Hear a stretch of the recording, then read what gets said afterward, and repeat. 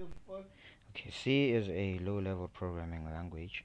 Um, we can use this to build this basic programming, and even though it is quite a little bit advanced, we can use it essentially to really understand the basic fundamentals of writing code that has better design and actually works and is easier to read, and also understand the essential flow of control that you can have when writing code. So um, before we actually get deep into this, we need to have access to an IDE.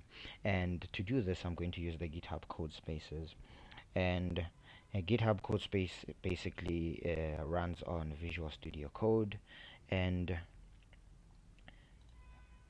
so to do this, everything is hosted inside GitHub. So I'm just going to get a GitHub repository.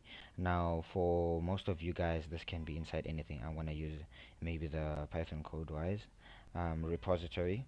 Now, you're going to be quite familiar with one of these. I'm going to create a code space from main. So essentially, it's going to have something called the Visual Studio Code, which is a full environment that has all the requirements that I may need to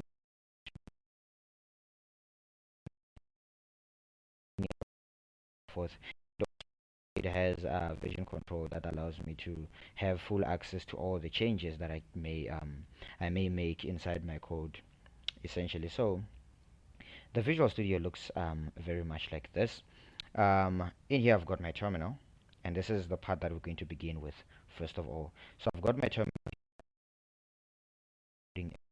This is my text editor. This is where I'm going to do the editing of all my code. And then on the left here, this is where I have my file explorer. All the files that are within my repository or my current computer, I'm going to have it in there.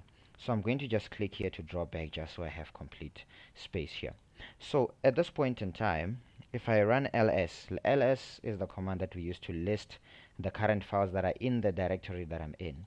So if I run pwd, it will actually show me which code wise, okay, and that is the folder that I'm in. And then if I run the ls, I find that I have readme.md and I have hello.py. Those are essentially the files that I have inside my current folder. So if I draw up that is exactly the files that I have that have been listed there, but we're not going to use the file explorer as of much. Okay, then the basic commands are very simple. You need to know how to create a folder, get into a folder, delete files, create files, and so on and so forth. So to create a folder, creating a folder, we use the make directory folder. So you'd write the command make directory and then the name of the folder you would like to create. Suppose the name of the folder I would like to create is folder 1. As soon as I hit enter, I'm not going to get any output essentially. But if I run ls, I'm going to notice that folder 1 is going to appear alongside the files that I previously had. So folder 1 essentially is just going to give me the folder that I've just created. Then suppose I want to get into folder 1. Remember, if I run pwd, this is the current folder that I'm in. I'm in Python wise. I'm not inside folder 1. But if I would like to get into folder 1, this is where I'm going to use the cd. The cd command means change directory. Then I would type in the name of the folder that I would like to get into. And the name of this folder that I put in here has to be a folder that really exists. So if I hit enter, then now I'm inside that folder. So if I run ls, obviously that folder is empty. Then if I go pwd, you will notice that I'm now inside folder 1. That is actually inside Python, the Python-wise folder. And then in there I'm going to be inside folder 1. Okay, and if I want to go to the previous working directory, I would say cd with 2 dots. This will take me to the folder that is before. Note that I'm inside folder 1, so if I run this command, it will actually take me to Python codewise, which is that folder, and that is the context and the idea. So if I do that, it will take me to the previous one. And if I went back into it, you see, if I run folder and this folder does not exist, it has a problem. But if I run folder 1, I can get into folder. Okay, if I run cd without it, it will go all the way to the beginning, meaning even in this folder called code spaces, it will go into that one as well. So if I run pwd, it will actually show me that I'm inside home code space, and that is essentially the home working directory that I'm actually in right now. Okay, and if I clear this out and I run ls, it will show me the kind of folders that I have access to, and so on and so forth. That is the context and the idea that I have in mind here. If at some point in time this happens that you do not have your terminal at some point, then you're just gonna hit those three lines there and you go to view and you'll have your terminal, and you can bring it back like so. Okay, easy as pie. And this will take a while until that comes back, so the terminal should show up. Okay, I would like, okay, no, it's in the view, and I would like the terminal, and the terminal should show up, I'm hoping. Or I can create a new terminal. Okay, there we go. Okay, there's the bash terminal that I was in, and the new bash one. Okay, there we are. Okay, so now that I'm here, I know how to operate it. I use the clear just to clear the screen that I have here. Then the code space comes with everything. It comes with Python that I need. I'm not going to be doing Python now. I'm just going to go through the basics of C. It has make. Make is the one that I use to compile my C program. So let's just suppose we start off with the hello world program. So what I can do is, let's just suppose I want to okay, let me just suppose I want to put it right here. Okay, I want to make the hello world program right here. But before that, let me just delete the folder one, the folder one folder. Let's just suppose I want to delete that. So to delete that folder, I would say remove directory, and then the name of the folder I would like to delete, which is folder 1. And then just like that, if I run ls, you will notice that it is no longer there. Easy stuff. Then now let's just suppose I would like to create hello 1. So I would use the command code to create the file. Okay, so code and then the name of the file, that being hello.c, and then it has created hello.c. There we are. And then you'll notice about extensions and all that. I can just click on install if I want the extra stuff for C, but not as much, not as important.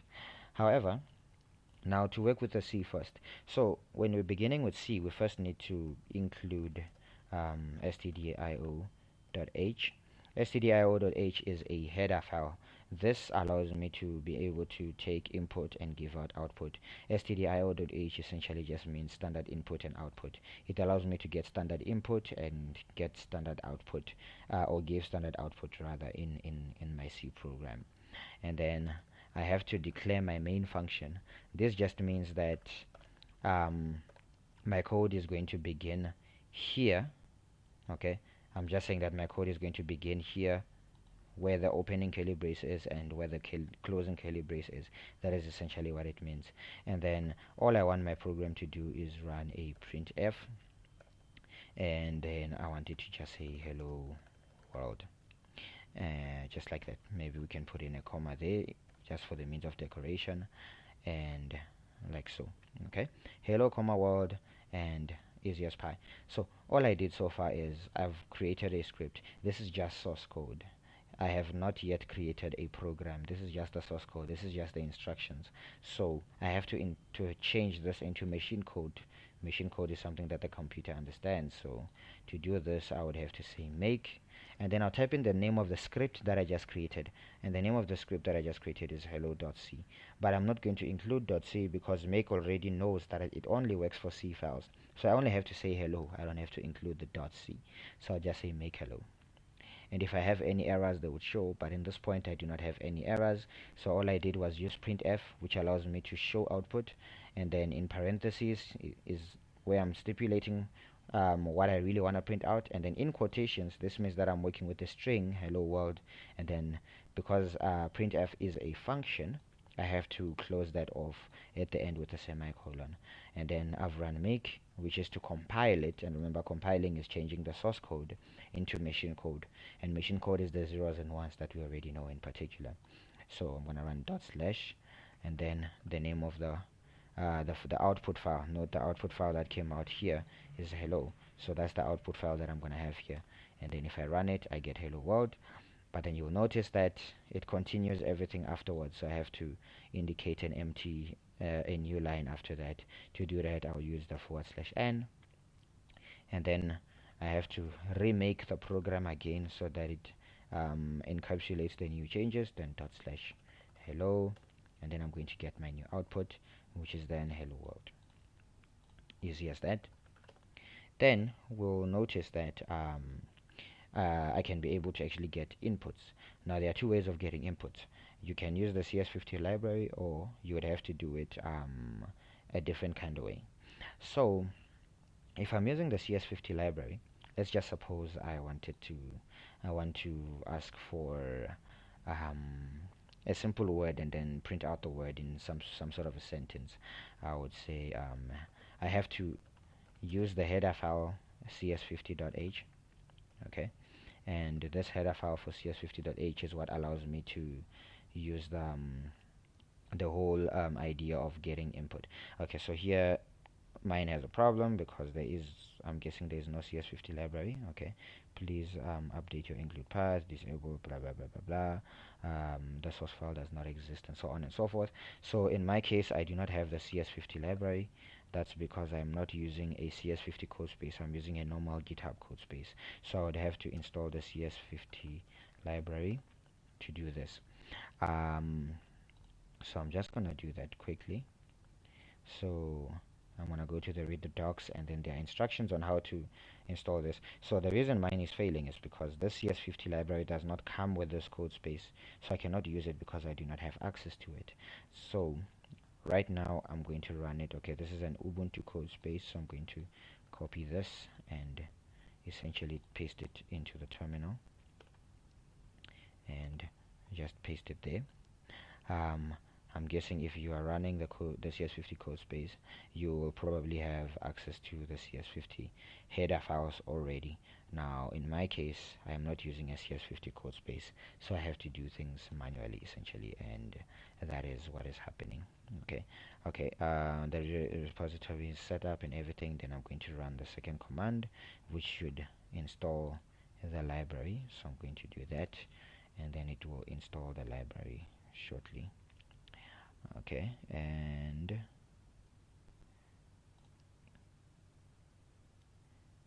alright, there we go. So now I can clear that out. So the CS50 library should be then fine, even though that error will proceed, but eventually it will then stop. Okay. If I was using source files, then environmental variable. For the parity of Visual Studio and that and the command line element, you want to set these variables. So I have to set up the variable for CC. This is for the case where I may be using make, but essentially you would be doing those, setting a variable for the C language and the flags. You would copy that. Remember, I'm doing things manually. Everything comes with the CS50 code space, and then I would run the last command, which is the library for libc50. I would run that, and so on. Okay, that is the case in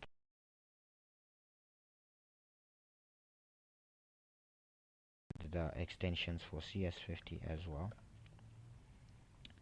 I would need the extension for CS50 lab and the CS50 dark debugger, so I would need that, and I would need that. Okay, I've installed the lab as well. Okay, so those install, so those are fine, and then I will collapse that. Okay, then once I've imported this library, now I can actually get some input. So to get some input, what I would do is I would initialize a variable first, so meaning I would create a variable, but I have to decide what kind of input I want to get. And remember, in terms of data types, we have different types of data types. We have primitive data types and the extended data types. The data types that we already know in particular are the integers, the ints, floats, doubles, strings, chars, those kind.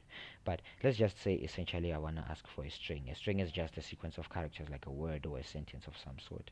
Okay, so I have to create that data type. So I'll say string, being what I'm creating, string.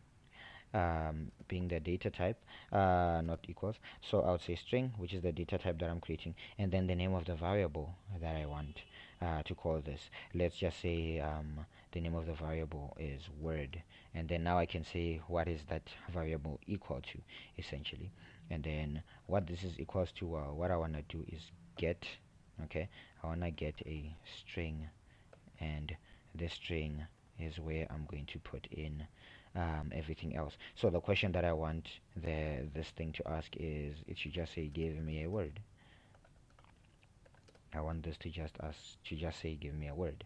Okay, so if I run make against this, against hello, obviously I'm getting an issue because of the whole CS50 library and so on and so forth. It doesn't know where to get the get string from, and so on and so forth.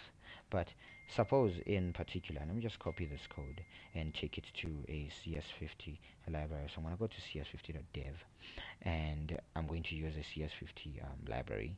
Remember, I'm doing this thing of getting inputs in two different ways. So now I'm actually doing the method of getting input using a CS50 library, which is the cs50.h that I am referring to in this case. So I'm going to log into my CS50 code space, and there we go. There's my code space.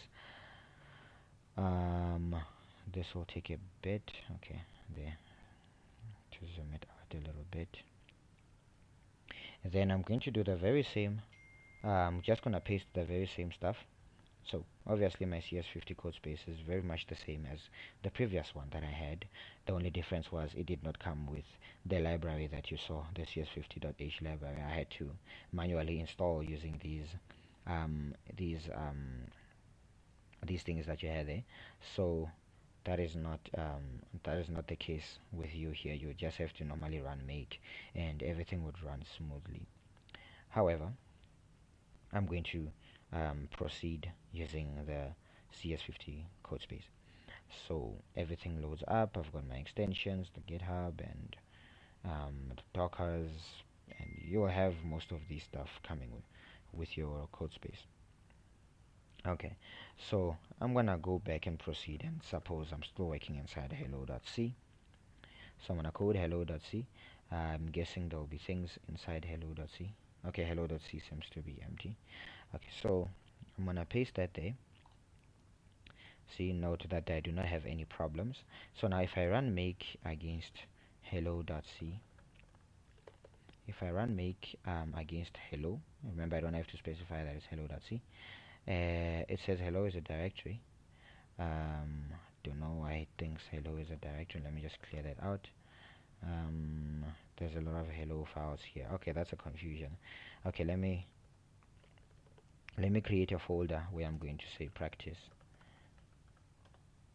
Okay, and then I'm going to go inside practice, and then inside the practice folder, this is where I'm going to do the hello.c again. Okay, so I'm going to just cancel that one out, and the name.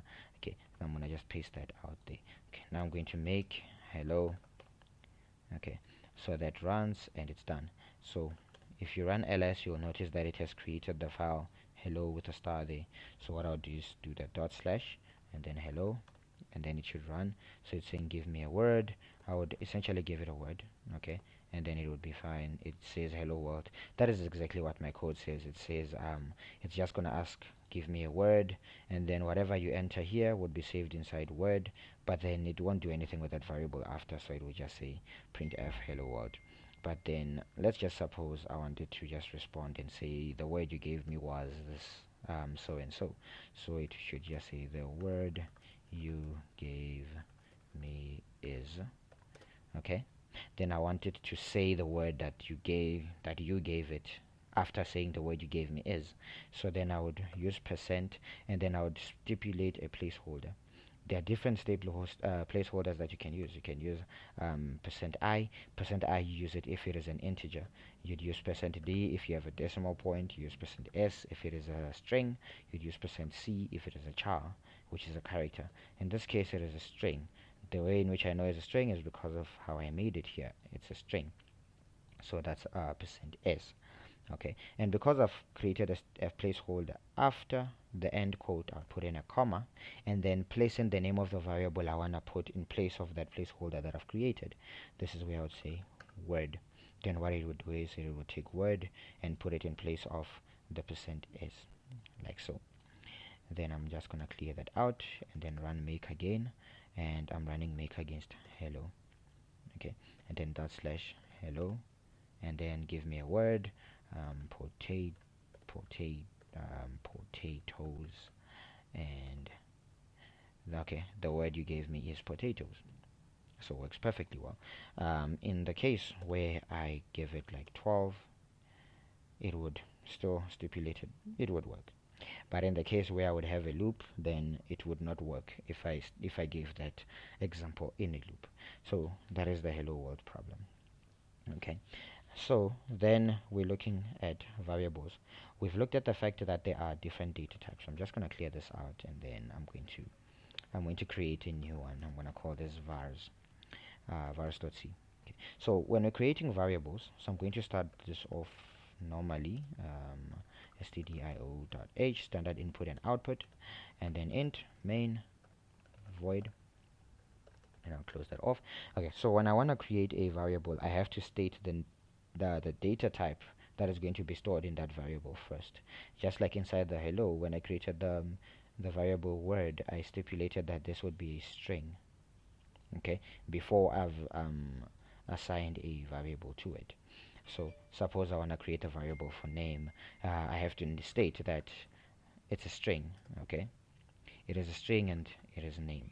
Okay, now I cannot use this data type string unless I have the CS50 library.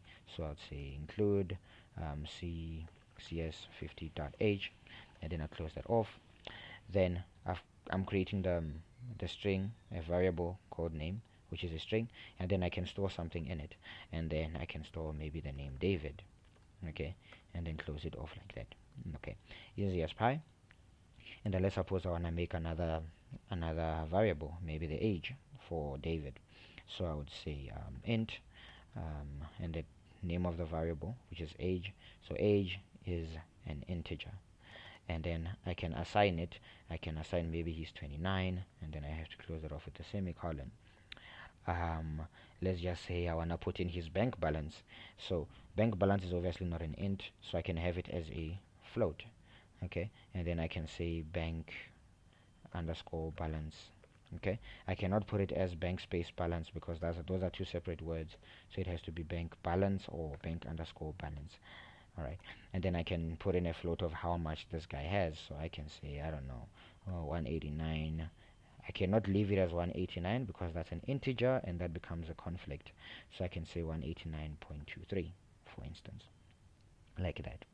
And then I can print these back out. So if I run a printf, I can say the person's name is, and then remember I want to say the person's name is David, so I can put in a placeholder and I can use s because the name is a string. Then I can close that quote and then use a comma so that I can pass on the name of the variable. In this case, the name of the variable is name. So this means name will be passed on to %s as such.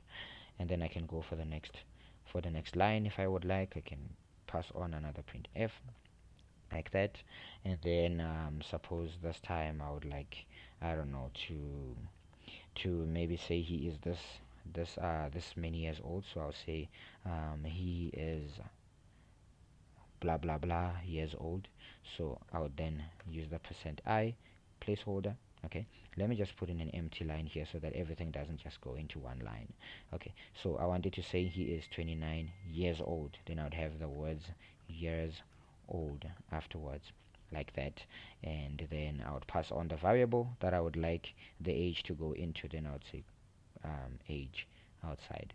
Then essentially age would go into I, and remember age is an integer, which is why I've used %I. And then I would use another printf like that, and I would use quotations like so.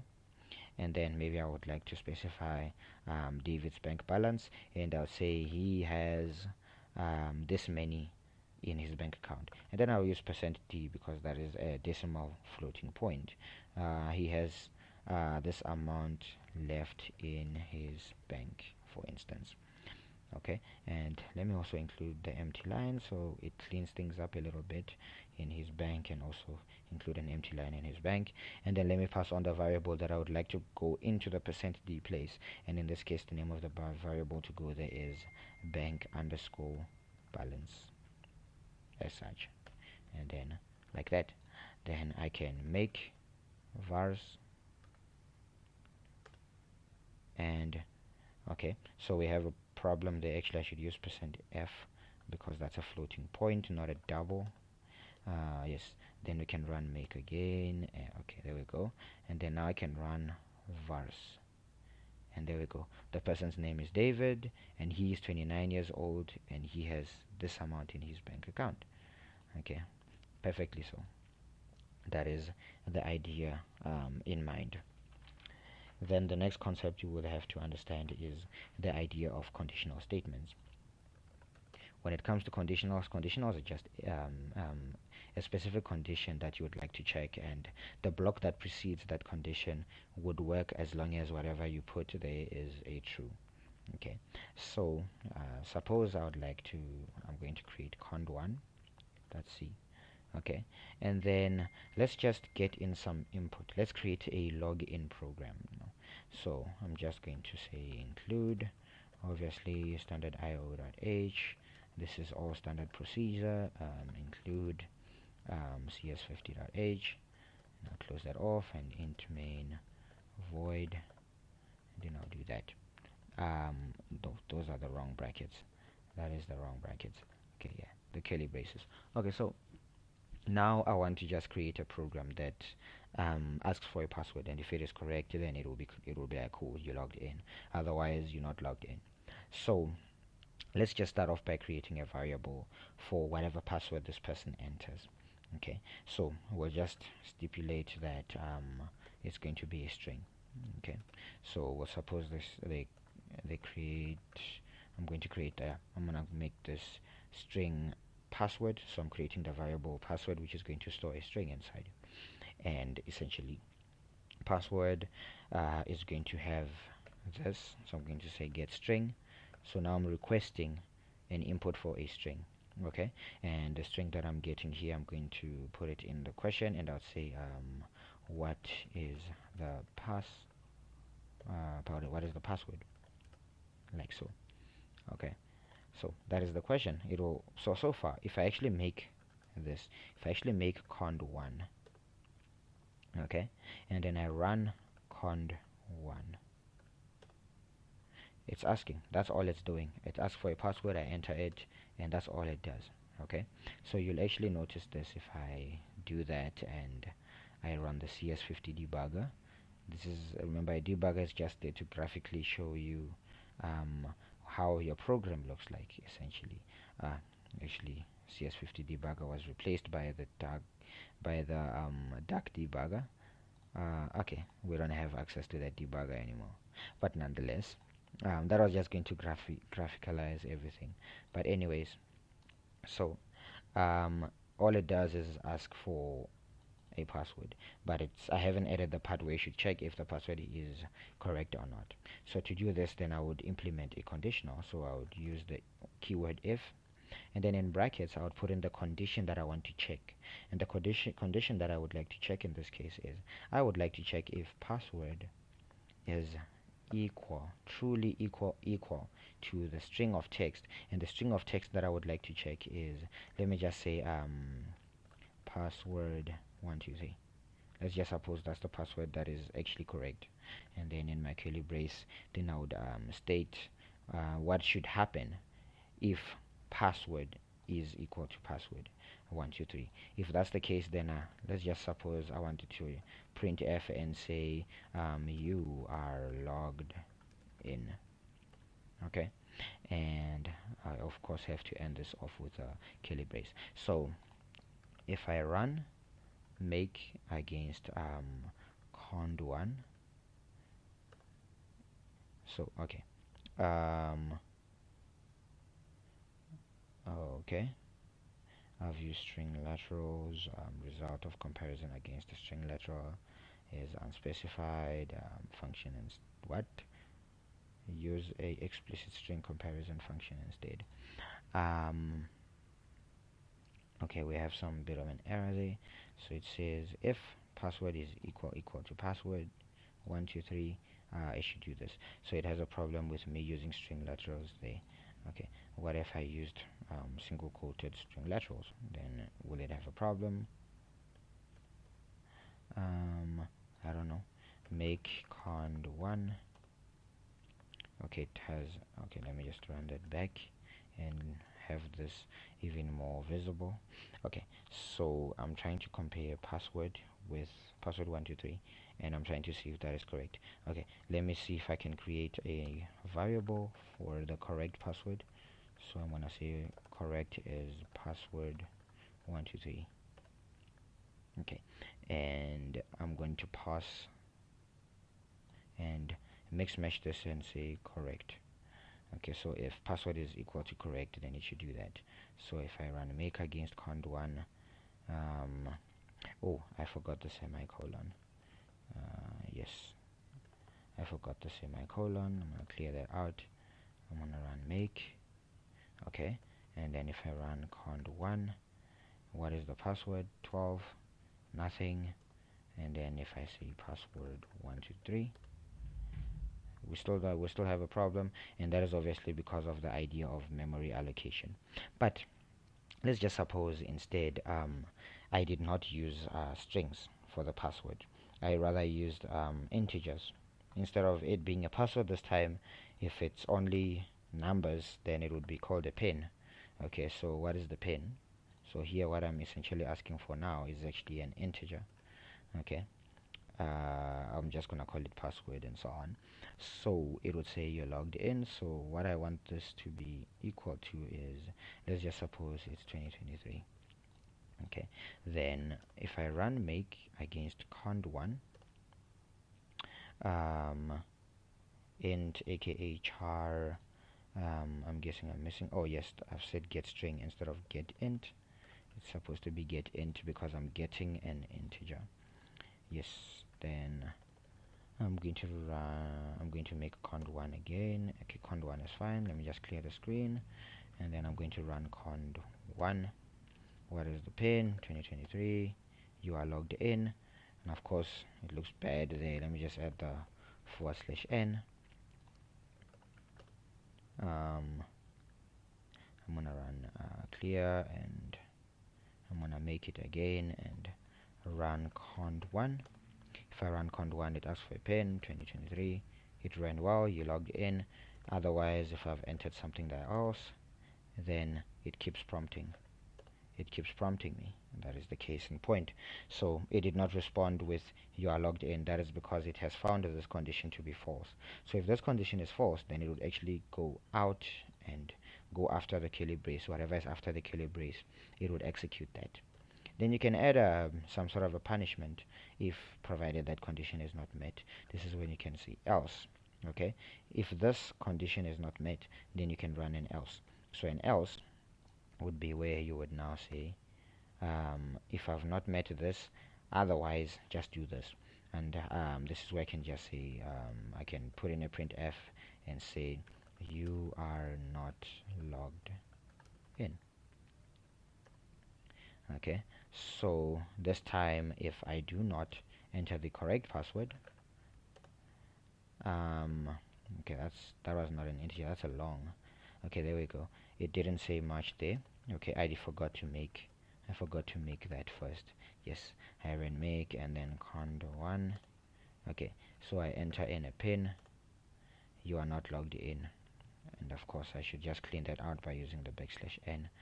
Remember, I'm gonna make cond1 again and then run cond1, provided I've entered that you are not logged in. But if provided I've entered 2023, it would say you are logged in. Pretty special, like that. And of course you can add more than one if. Okay, let's just suppose This time you cannot only log in with 2023. Maybe I want another one. So I can say if let's say the password that they've entered is equal to, I don't know, 2024. I wanted to say you are logged in as someone else. Yeah, let's just suppose I wanted to do that. I can make it do that. So what it will do is it will still prompt for a pin. Then it will check if the pin is equal to what is correct, and correct is 2023 essentially at this point. And if that's the case, it will say you are logged in. If that's not the case, then it will go to the next if and see. The next if says 2024, then it will say you are logged in as someone else, if provided that condition is true. Otherwise it would go to else.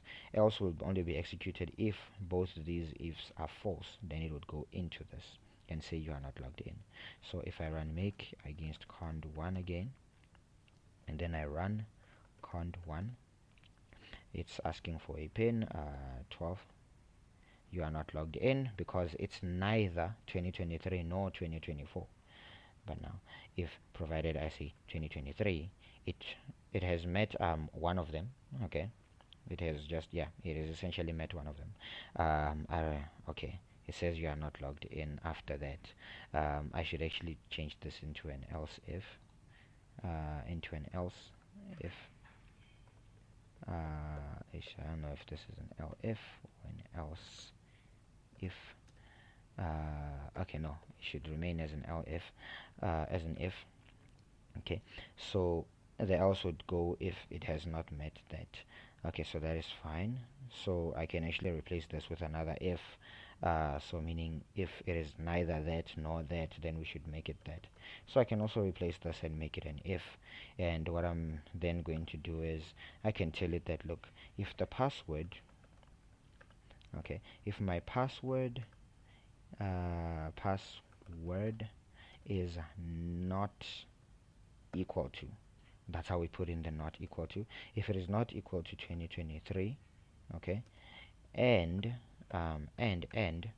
the password is not equal to 2024, then I wanted to do that part. Then it can actually clean things up for me. So I can have make run, and then I can run the new cond1. This time it asks for a new pin. If I've entered 12, you are not logged in. That is because it meets this condition this time. If I've run it against 2024, it will say you logged in as someone else. If I've run it against 2023, then you are logged in, which is essentially what we have there. And that is the whole context and the whole idea of doing conditionals. And then lastly, it is the loops. So in the case of the loops, if I want to create a loop, there are three kinds of loops. So we have a while loop, a do loop, and a do while loop. Okay, so essentially a while loop, we would use it to repeat something as long as a certain condition is true. So just to put this down to stone, let's just suppose I'm creating while. Let's see. Okay, let's just say, for instance, I want to keep, say, let's get in some input, for instance, and I wanted to keep repeatedly asking for an input as long as until this input that I give it is a certain amount. Let's just say let's see if we can maybe implement a bouncer program or something, kind of like a bouncer, to stay there and be like, how old are you, how old are you. It will keep asking how old are you. As long as you keep saying that you're below 18, it will keep asking how old are you. But if you type in something that is more than 18, then it should let you in. Let's try and implement that using a while loop to really understand the context. So I'm going to begin first by including stdio.h and CS50.h. stdio.h will allow me to do printf, CS50.h will allow me to get input.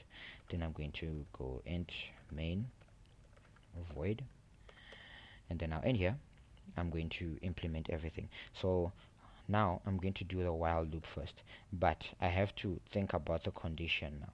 So the skeleton is, I would say while, And then in here I'm going to put in the condition that I want. As long as this condition I put in here will be true, then everything inside the body of this while loop will be executed repeatedly, as long as what I do this here is that matter. So let's just suppose I'm going to create the variable integer for the age, okay? And then let's just suppose I want to start with it as 0, okay? So I want it to repeatedly keep saying, as long as your age is less than 18, then I want you to do this, okay? While age is less than 18, then I want you to keep prompting, okay? So I want you to keep changing the age in such a way that you get an int, which is you doing the actual asking, and then how old are you,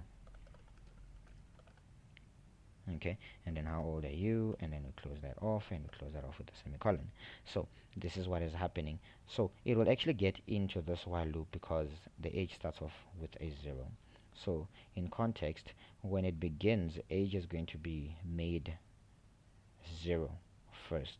So age is going to become 0, and then as soon as it enters, it will check this while condition. So is age less than 18? Yes, because as soon as we start, age is actually 0. So 0 is less than 18. Because that it is true, it is going to get into the while loop, okay? And what the while loop does is it's going to reassign the very same age by asking you a question, how old are you? And then suppose at that case in point I've entered 3, let's say 3 years old. Then it will repeat and check the condition again. 3 is less than 18. Because that is true, it will ask again, okay? And suppose I've entered 21, and by me entering 21, it will go back into that condition. 21 is not less than 18, then it breaks out of the while loop, okay? And then maybe after this while I want to maybe implement a printf, and maybe this printf I would like to implement should say welcome, I don't know, make this fun, welcome to the club. It should say, yeah, welcome to the club, exclamation point, maybe backslash n, yeah, okay. And I'll put in a semicolon at the end, obviously just to prevent the errors. So if I run make against this, I'm going to make, this is called while, that's the name of the file that I created, and then I'm going to run while, okay? How old are you? 3. And how old are you? 2. 1. 9. 29. This time it breaks out and it says welcome to the club. Perfectly so.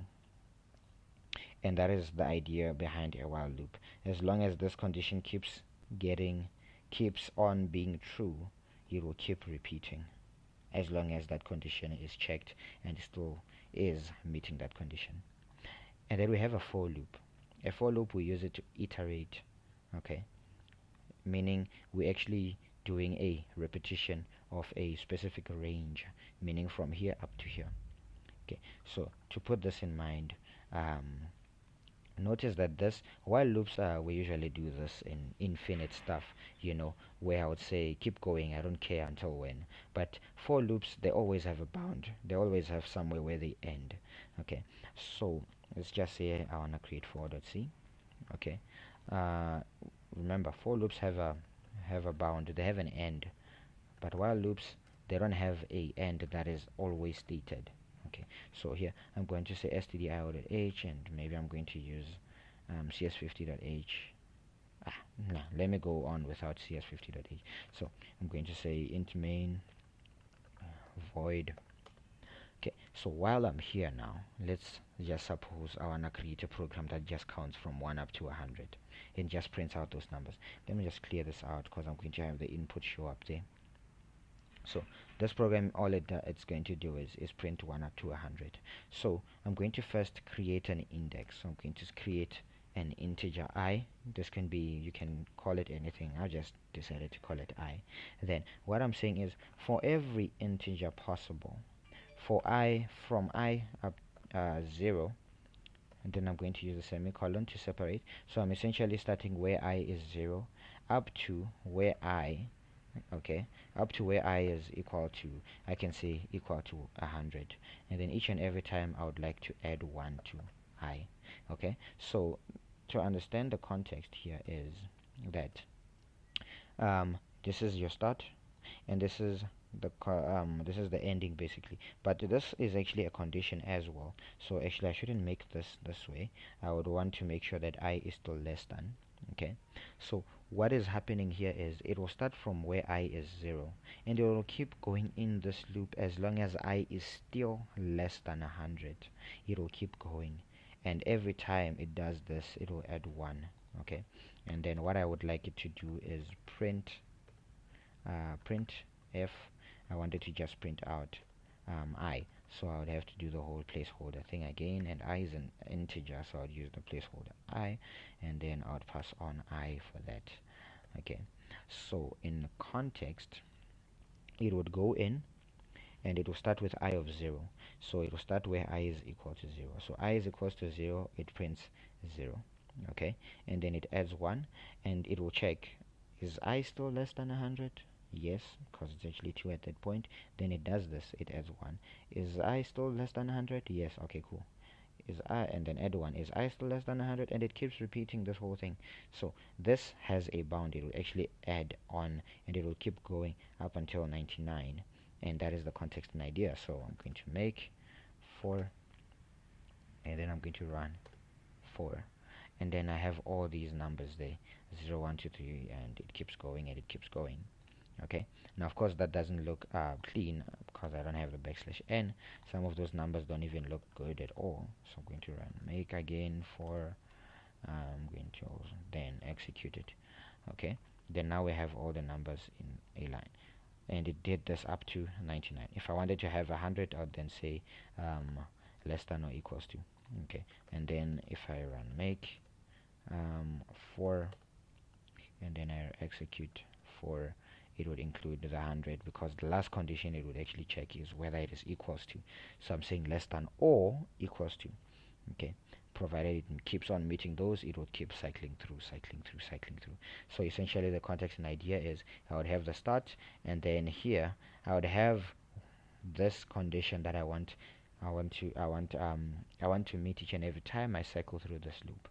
Okay, and here I'm putting what am I doing each and every time. Well, each and every time I'm adding 1 to I. That is the idea. Okay, and that is how you implement a for loop. Then lastly, let's try and solve the FizzBuzz test. So the FizzBuzz test, the idea behind the FizzBuzz test is you're going to print out numbers from 1 up to 100, and if the number is divisible by 3, you're going to print fizz instead of printing the number, and if the number is divisible by 5, you're going to print buzz instead of the number, and then if it is divisible by both 3 and 5, you're going to print FizzBuzz, and then if it is divisible by none of them, then you're going to essentially print just the number. So let's try and implement this as the last piece. FizzBuzz.c. Okay, so there we go. So the context then I'm going to have here is I'm going to start off with include standard io.h stdio.h like that. I'm going to have int main void like that. So now I'm in here, then I'm going to implement a for loop. Remember, I firstly want to take those numbers and count all the way from 1 up to 100. So I'm going to first create a variable that I would like to change each time, and then I can call this I or anything that I want. Then I'm saying for every integer I is equals to 0 that meets the criteria where I is less than or equals to 100. This is kind of the same as the previous for loop that we implemented, and each and every time I want to add 1 to I. Okay, this is the for loop that's going to count from 0 up to 100. Okay, and we've seen this happening with this. Okay, but I'm not just going to print everything. Okay, so firstly I want to check if they actually are divisible by both. Okay, so now I'm checking if it is divisible by both. Okay, so if it is divisible by both, this is how I'm going to check.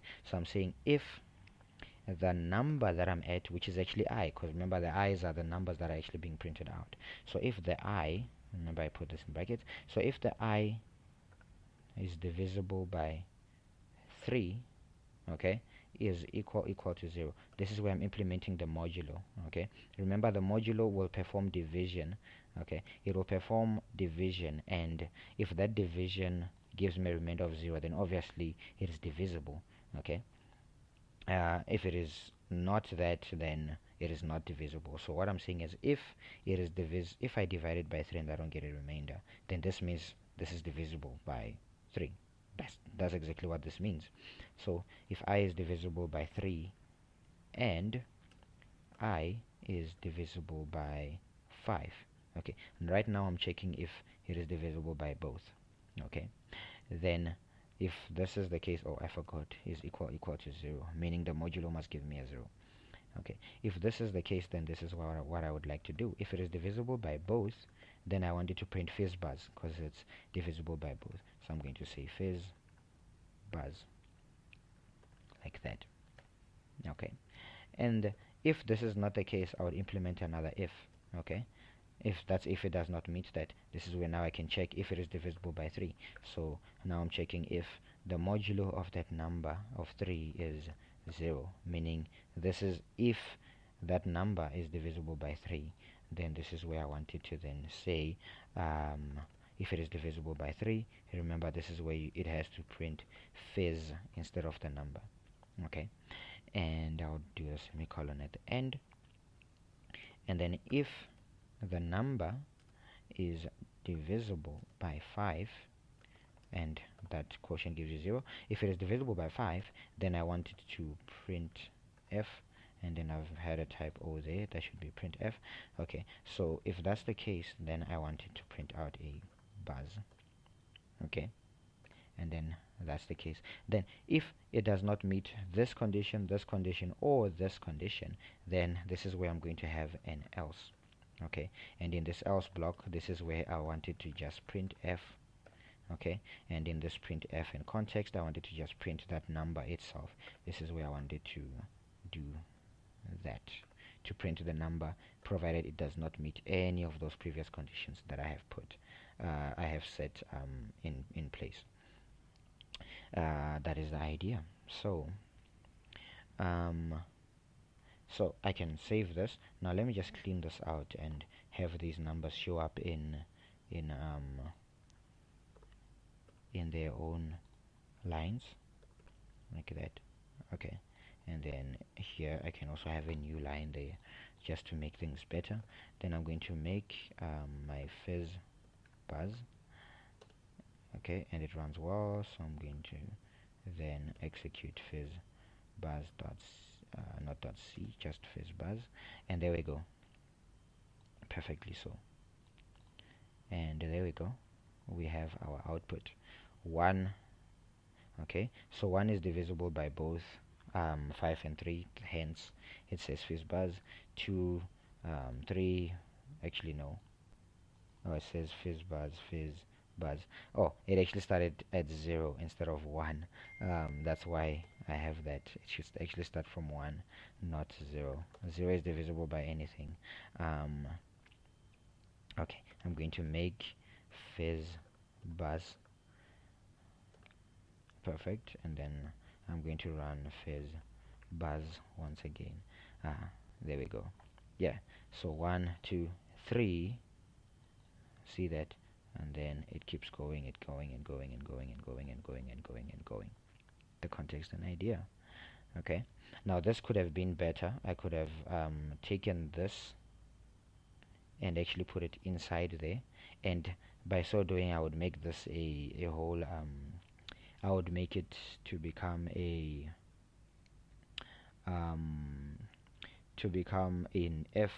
nested if function, you know, which is just a if function that has it's just an if with ifs inside it. That is the idea.